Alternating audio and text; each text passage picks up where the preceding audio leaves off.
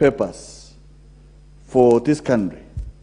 Madam Speaker, I think this time around there is need to fast-track this national automotive policy so that we can harness talents, ideas that can be able to keep to the realization of even a car manufacturing plant here in our country. Madam Speaker, other nations have used our sessional purpose to develop their countries. We are a country that is having very good ideas, but when it comes to funding these ideas through research, we fail, Madam Speaker. Just like this national policy has tracked for 4 years down the line. So Speaker, Madam Speaker, Singapore and Malaysia, Singapore in particular, has used our sessional paper of 1965 to develop their country. Other countries which got independence at the same time as our country have moved on. What is it that is lacking in our country so that when we pass this particular national automotive policy, we can be able to fast-track it, we can be able to inject the right resources so that we can have the right things being done, Madam Speaker. Madam Speaker, when I grew up, when I was in primary, we used to have what is called Zika Motor Vehicle Assembly. It was in GHC. Today, Madam Speaker, everything we are importing. We are not only saying the manufacturing of vehicles, even manufacturing of spare parts of motor vehicles is an issue. Madam Speaker, this is a nation that wants to import even a toothpick. Madam Speaker, this is a very serious matter. When we pass this national automotive policy, what is required by the ministry, therefore, is to put money for research. There is no good machine that can be brought to the market without a proper research. The vehicles that we drive in this country, Madam Speaker, are actually manufactured in other countries through research, and they are made to suit their climate, to suit their roads, but they are not meant for this nation.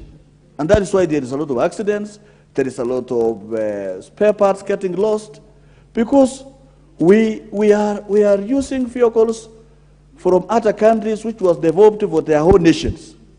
So, Madam Speaker, I am supporting this national automotive policy so that the ministry in charge, we can actually have resources channeled for research in our universities and reduce some of the costs that are not beneficial to this country, Madam Speaker, so that we can put resources in things that change our life, change our economy, drive our economy to the next level.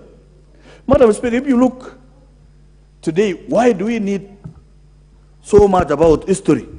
Yes, history is good, but there is that we can learn history today. Even someone who has not gone to school can learn history, can know that River Nile starts from this end to this end, or who was the first person to come to this country. Madam Speaker, we must reduce the CRE, the history, and move to a skilled knowledge in our country. That is what will generate the motor vehicles. That is when we can have the ideas of people, young people, talents, who can actually manufacture. I remember, Madam Speaker, there was a young man who wanted to make an aeroplane in Kitale. And coupled with those ideas until it collapsed somewhere. So what we are, that young man, if he could have gone to school, get money for research, get money to actually try things, then we should be able to drive our economy using knowledge acquired from research, manufacture vehicles, manufacture spare parts, and actually be able to grow our GDP as a nation. So, Madam Speaker, I hope this time around, as Honorable Wako moves this national sessional paper, that this country become now a country of serious men and women that mean their words, mean what they produce as sessional papers, so that we can actually support, like Kenya Association of Manufacturers.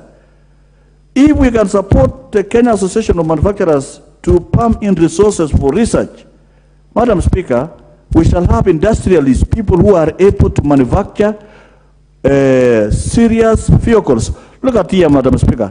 This country is a dumping ground now of motorcycles. Can you imagine if we have about 10 million motorcycles which are dead in this country or finished? Madam Speaker, where do we keep them? So, if we control manufacture so that we lead to what we call Buy Kenya, is it called Build Kenya? Buy Kenya, Build Kenya.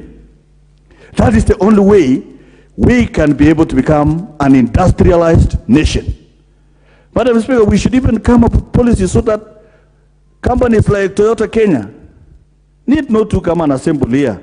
Let us have an investors who come and put a plan, a manufacturing plan in Kenya, so that our youth can actually go and undergo internship and training, acquire skills, and in the long run, be able to become manufacturers themselves because they have acquired knowledge. This is the only way our country is going to grow. If we depend on imports and shortcuts from scrupulous businessmen, where are we going as a nation? So, Madam Speaker, I support this because it will support talents, it will support knowledge, it will support competitiveness, and create business and create wealth for our nation, and we shall have very many of our youths engaged and are in employment. Madam Speaker, we have a lot of space in Kenya, and I want to believe that when we pass this sessional paper, the next thing is allocate resources.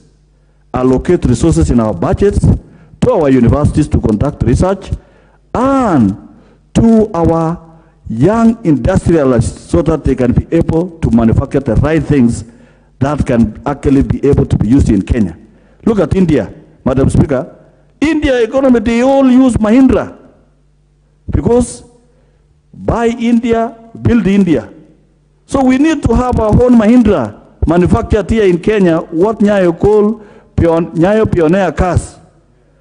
Pioneer 1, Pioneer 2, and so on. Until we have even Pioneer Maclab 2.